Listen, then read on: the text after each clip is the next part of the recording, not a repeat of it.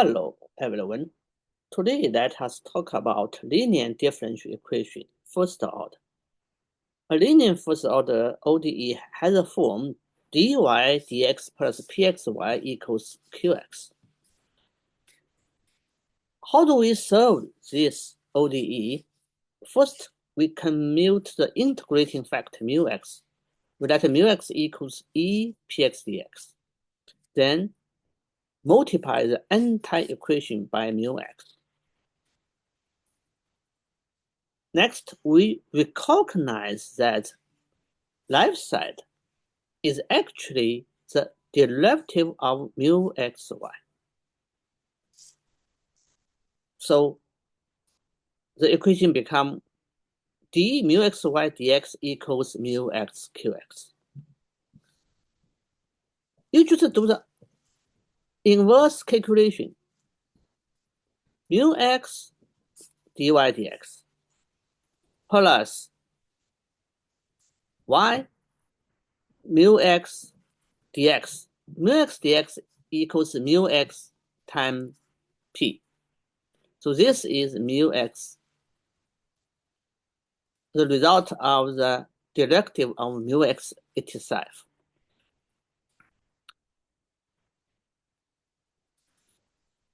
Hope you can understand that. Then we integrate both sides here, then we can get mu x y equals mu x qx dx plus constant. Then we times mu x inverse function, then we can get y. Okay? Let's do some example. Example 1 is a basic equation. It's very simple. Here, we have px equals 2. Px here. Qx is ex. So mu x in this case, after calculating, e px dx equals e2 dx equals e2x.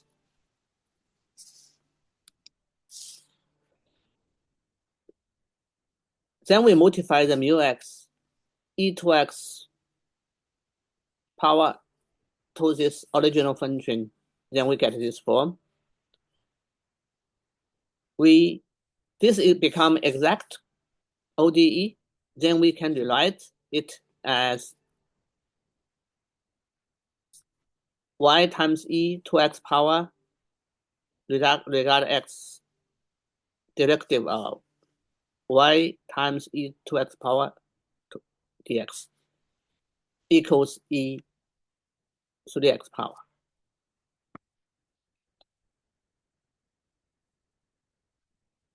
Then integrate both sides, we get y e2x power equals 1 over 3 e3x plus c.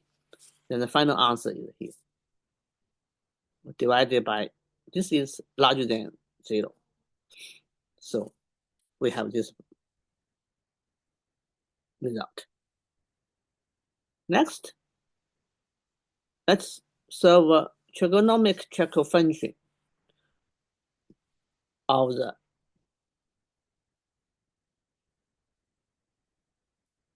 first linear or ordinary differential equation, ODE, okay? Still same thing. We write it as this form. We see px actually is minus tan x. Qx is sin x. We calculate the mu x. Then mu x is to e minus tan x dx integration of minus tan x. We use tan x equals sin x and cosine x. We put sin x into the, then we d cosine x equals minus sin x. So cosine x, so it's a 1 over u du's form, okay? if you treat u equals cosine x. Then we get mu x actually is absolute value of cosine x. After that, we choose mu x equals cosine x. We will see if you choose mu x minus, if you choose mu x is minus cosine x, you will get the same results. The only difference is a constant c in the general solution. Now we calculate later, okay? So mu x is cosine x, then we get this form, okay? The whole equation become this part.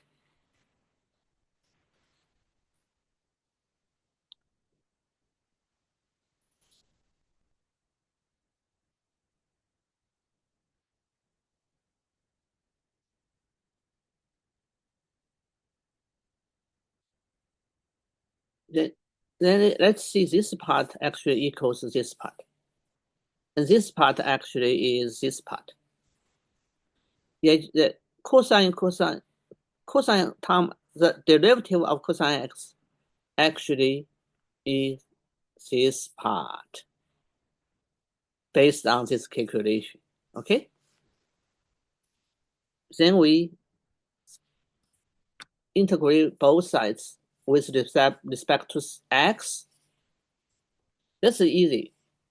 There's two ways to do it. You can put a cosine x inside, you put a sine x inside. And in this case, they put u then sine x. Okay, then you got y cosine x equals sine squared over 2c. Then you get the general solution is y equals. So in the ODE regarding the trigonometric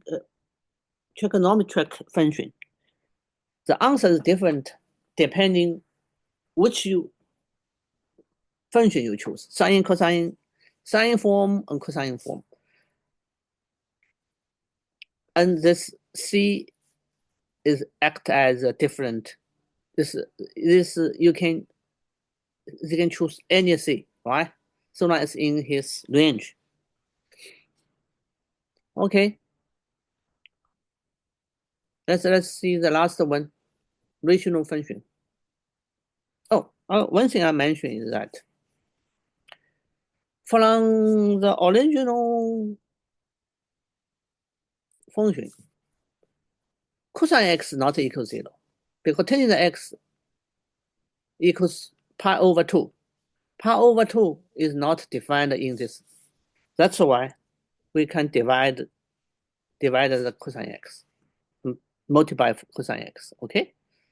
This you can divide it by cosine x because the original equation x equals n pi plus pi over 2 is not defined, okay? Let's see the last example. Rational function coefficient. We solve this one. Same thing. We try to find the mu x. And this is easy job. X squared. Okay? X squared. We skip the calculation. So we times x squared to the original place. And then rewrite to the form of the directive.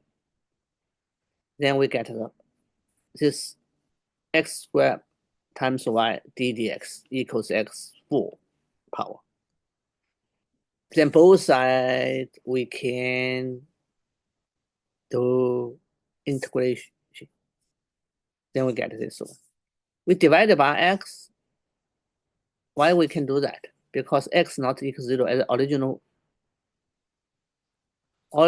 form x not equal 0. Then we can do this, okay? That's all for today. Until next time. Bye-bye.